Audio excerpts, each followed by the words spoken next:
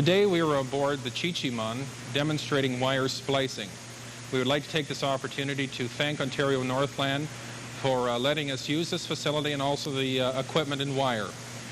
We're going to demonstrate splicing of a large mooring wire. Splice is suitable for a fixed arrangement where the splice cannot spin. As a mooring arrangement, it's fine. It is not suitable for utilizing a hoist where the load could spin as the splice may unravel. One of the concerns that we were not able to show you today was the dangers associated with a guillotine cutter. A guillotine cutter is used for cutting large diameter wires, as I have in my hand. The problem with the type of cutter is that it utilizes a blade in a cast housing, and a hammer supplies the impact by which the cutter slices through the wire. But it's virtually impossible to cut that wire in the first blow.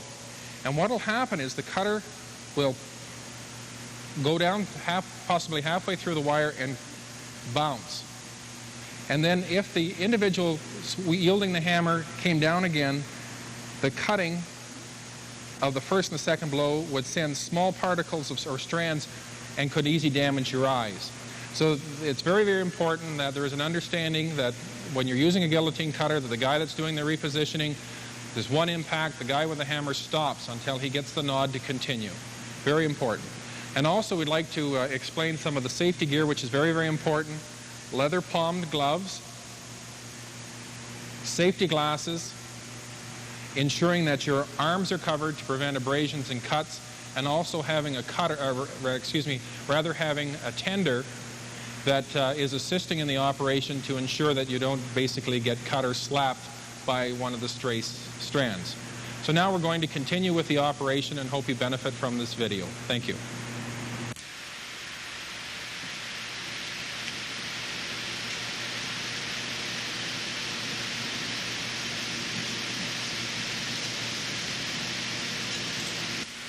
The wire has been prepared, ready for splicing. Marlin is being applied to stop the wire from unlaying.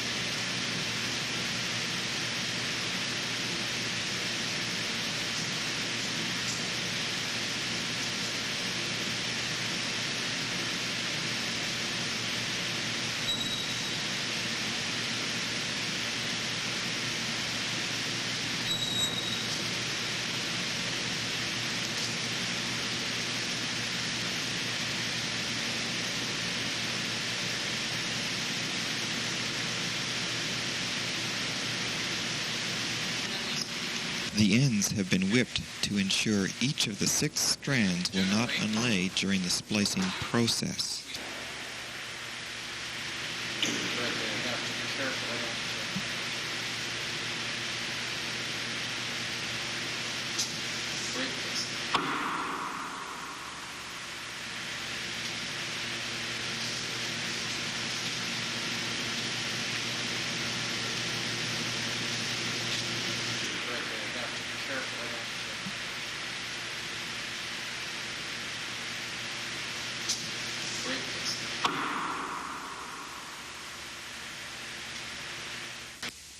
Here the instructor uses his fingers to act as the strands in order to illustrate how they will attach. Each of the strands has been color-coded to easily identify the strand number and sequence. White is number 1, brown is 2, green is 3, yellow is 4, 5 is silver, 6 is blue. The intent is to insert 4 strands in the same section or lay of the wire rope. However, each strand will exit the wire at different points.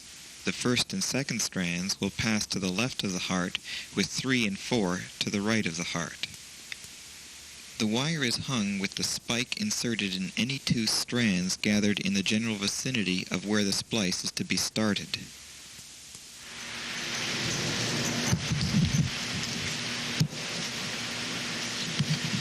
for a minute. You see?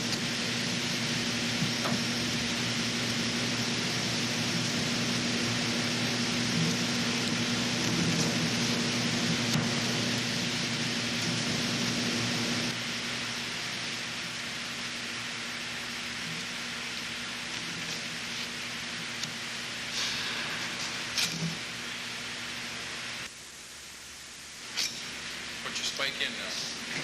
Put it back in? Yep. Same spot? No, on top of my spike. Okay. Now we're ready for the second strand, which is the brown. The spike is rotated with the base higher than the tip as the spike is rolled in the lay. The strands are always passed through the lay of the wire in the direction of the spike, i.e. the direction from tip to base of the spike.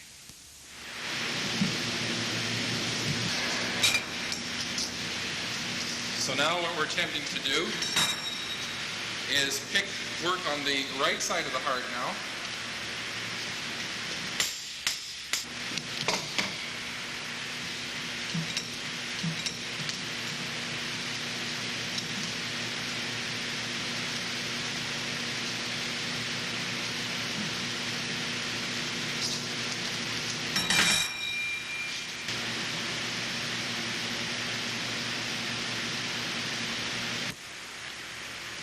Again,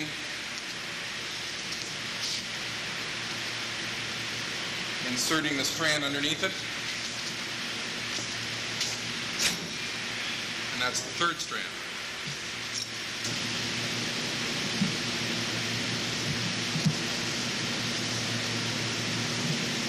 And we're just going to pick up, ready for the fourth.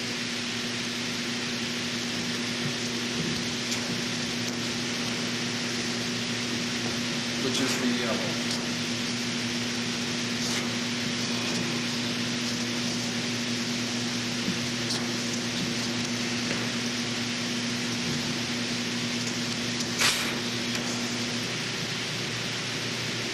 The next part is the tightening up. Doing is holding the wire now at 90 degrees to the bite. Right. Holding at 90 degrees. When you're tightening up, people have a tendency to tighten on this angle, and what it'll do is unravel this section here. We're holding at 90 degrees, and Alana is going to hold these three strands. Yeah.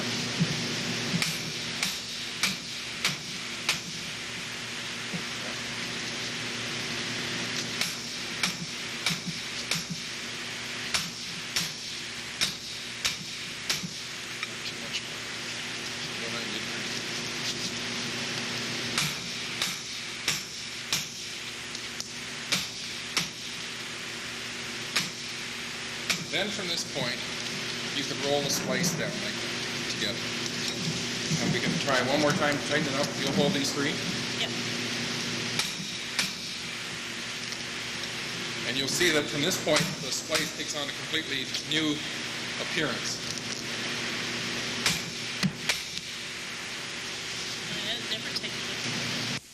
The splice is tightened by holding the bite at right angles to the lay of the wire. The wire is held at right angles to prevent the wire from unraveling in the area of the marlin. What we're attempting to do now is put in the fifth and the sixth strand. Now at this point they may cause a bit of a mystery, but generally we have a wire coming out between each strand here, and we have to continue that. So basically you'll see that number 4 is going through here. All we have to do is pick up this strand like so. Now what we're intending to do is put the silver, the fifth strand in, and it's going to come out this next hole. Again, we roll the spike in the direction around with the heel high. We've opened up the lay. You hold that down. Yep. And I'll put in the. Now I'm rolling it a little bit more because it's such a, there's not much room to maneuver, and I don't want the wire to kink. I've rolled the spike basically completely around, and I must continue to roll the strand around. And again, the rule is I'm inserting the end of the wire from the point to the heel. Again, pulling in the direction of the spike, taking the spike, rolling the spike and the strand around together,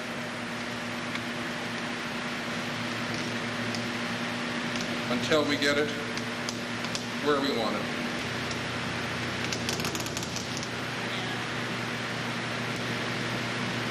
Now, although this is not considered a locking tuck, we do lock the strand in place by holding it down, rolling the spike clear until the gap closes up, and then pulling out the spike.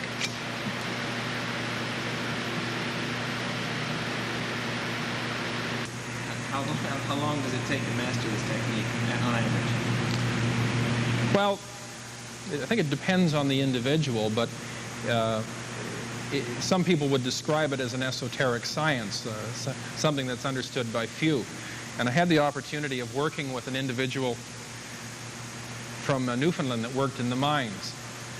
And iron ore was mined and pulled out of the bowels of the earth in rail cars pulled by large wires. And when a wire broke, a crew of men came in to splice it. And they were so concerned at protecting their knowledge that they had a tarp that they wrapped around their work area so that nobody could see. What we're doing now is putting in the 6th strand. We've got wires coming out everywhere except right here. Basically, I'm just going to pick this one up with this spike, of course, roll it up, put that number 6 in.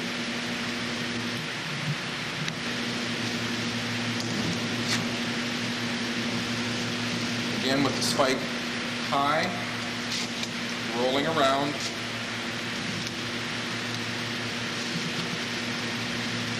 Bringing the strand around.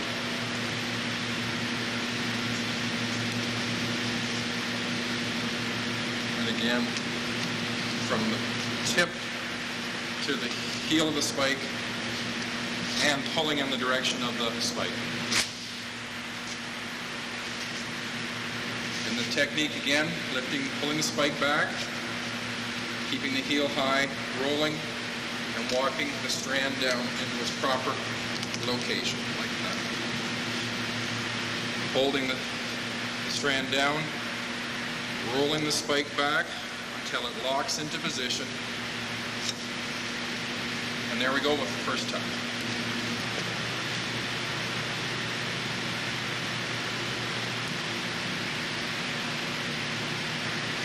Just tighten it up again. 90 degrees now, right? No, just lay it down.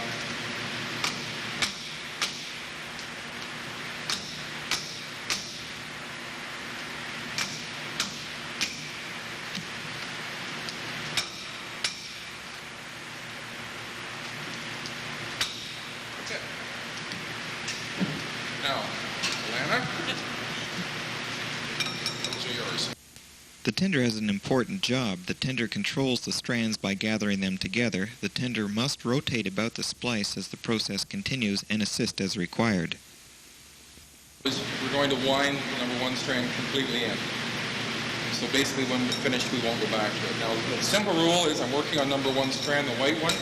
I just lay the spike on top of it and pick up the strand in the lane that corresponds. And that's all I've done. So number 1 is inserted underneath. Pull in the direction of the spike like a judo chop pull. That's it. Okay, now you return to your 5. Okay. Again, we just gently roll it down, hold it down, lock the tuck. The spike is not pulled out at all. Yep.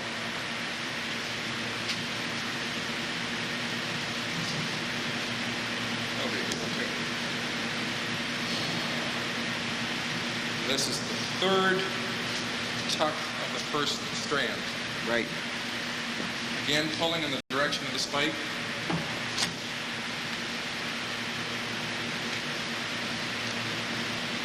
Walking back down again. Here we are, completing the 3rd tuck, holding the strand down, walking again.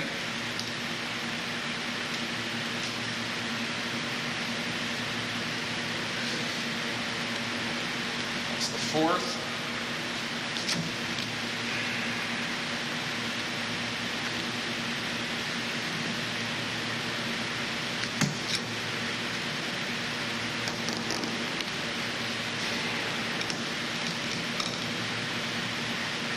And you'll notice that the strand is, let's go back again.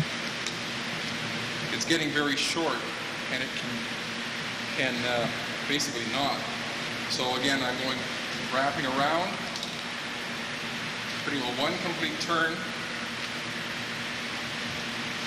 and ensuring that I wrap that strand around the same amount.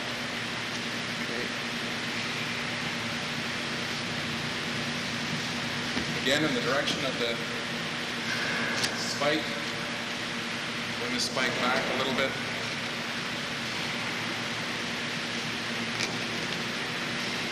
Everybody remember that's the fourth thread. Restart that was. There we go. That's the end of. Okay.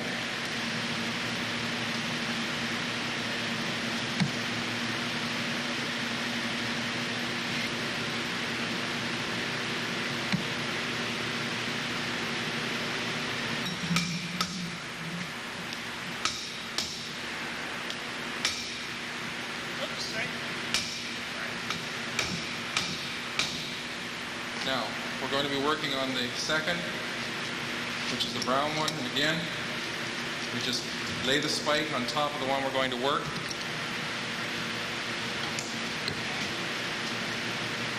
Again, holding the wire down, rolling the spike.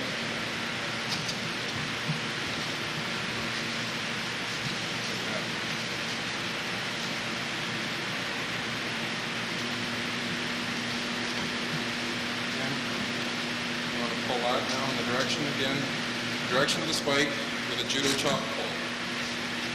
Again, you want to exchange. Pull the spike back a bit and roll that tuck into place. Holding it down, spike high, rolling once more. Again, this strand has gone around completely.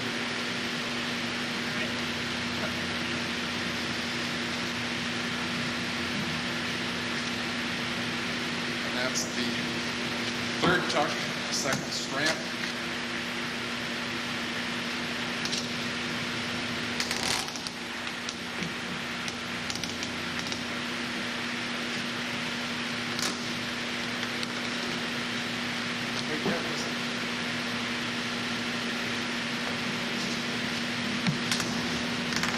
There we go. Yeah. Holding down. Spike high.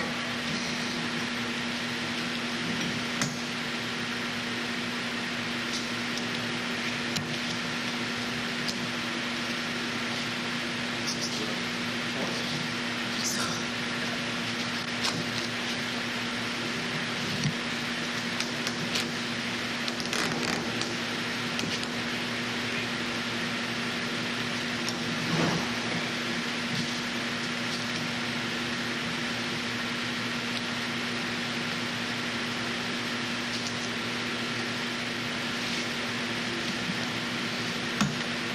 Back, Bob. I'm not going to have enough room here.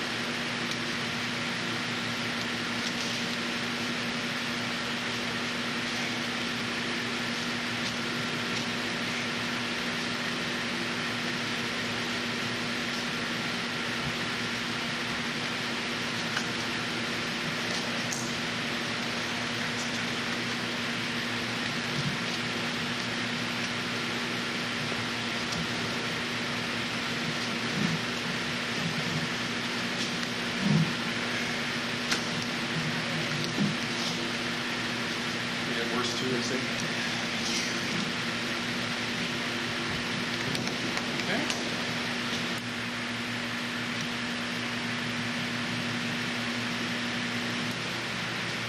Again, we're working on the fourth one.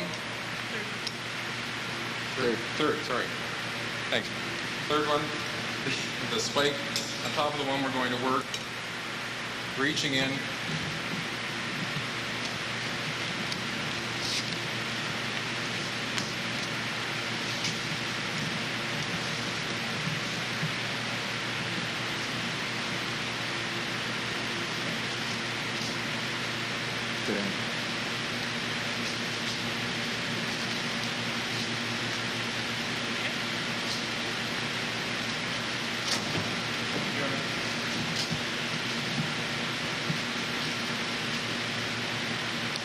Notice how the spike follows down and assists placing that tuck in position. Holding the strand down, spike high, rolling around for the third time.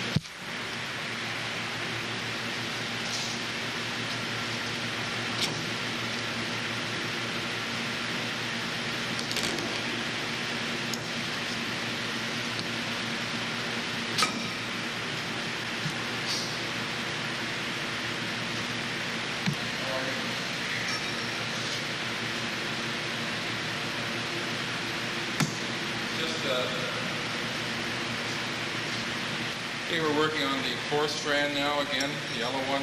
Spike on top of the one we're working on. Just reaches in, picks up the wire strand that we want to work, roll it up.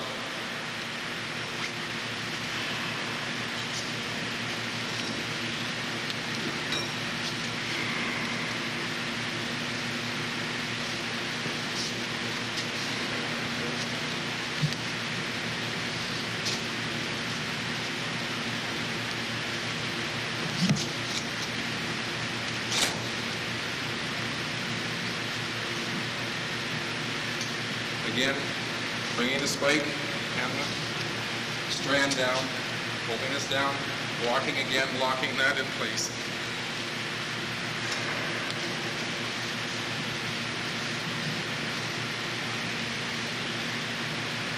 This would be good for us, huh? My arms are out. Yes, there. Again, pulling in the direction of the spike. Judo chop pull.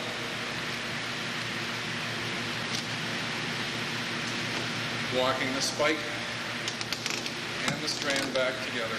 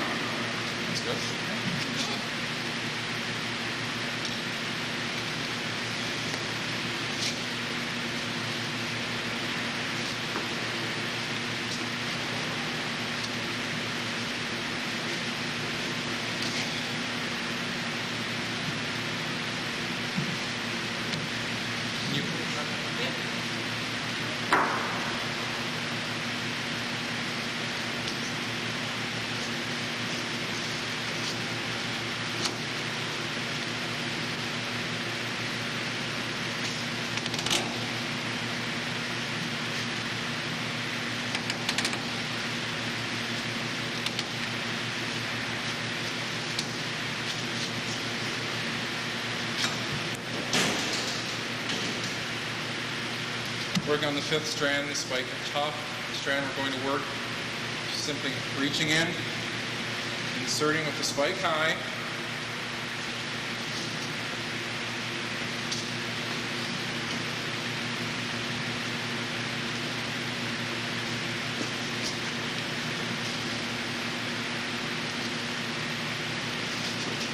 pulling in the direction of the spike.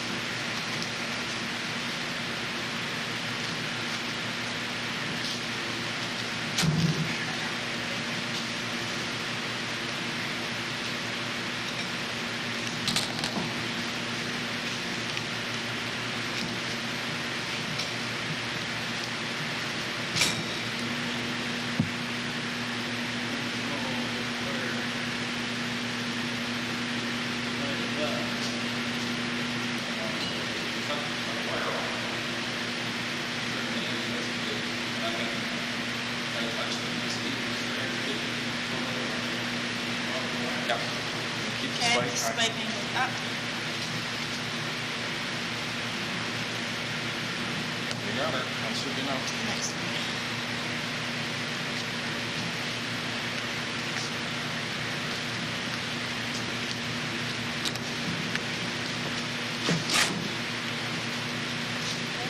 Pull your spike back a little bit.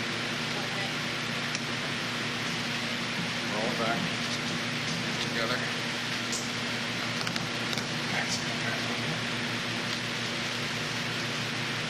Good.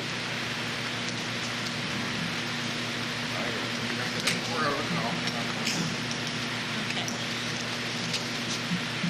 Not too much. No. It's easier for you to roll it with as little as possible. Better leverage, right? Yeah. Keep the spike high.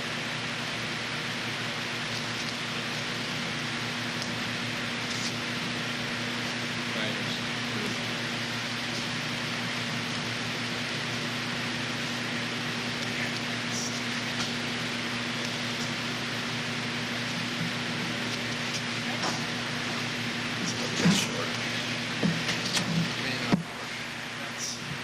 Should be it, shouldn't it? Yep. 5.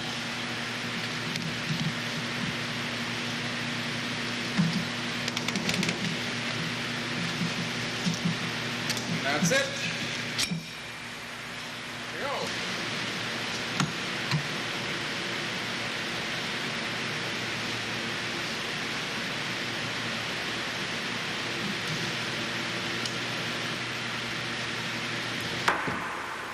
Right, we start from the IN.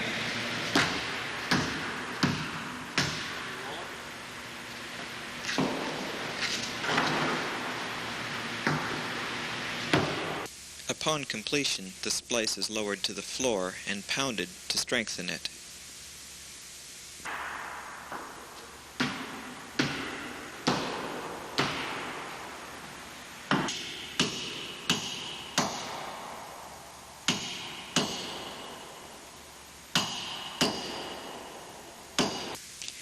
Excess strands are cut with a cold chisel.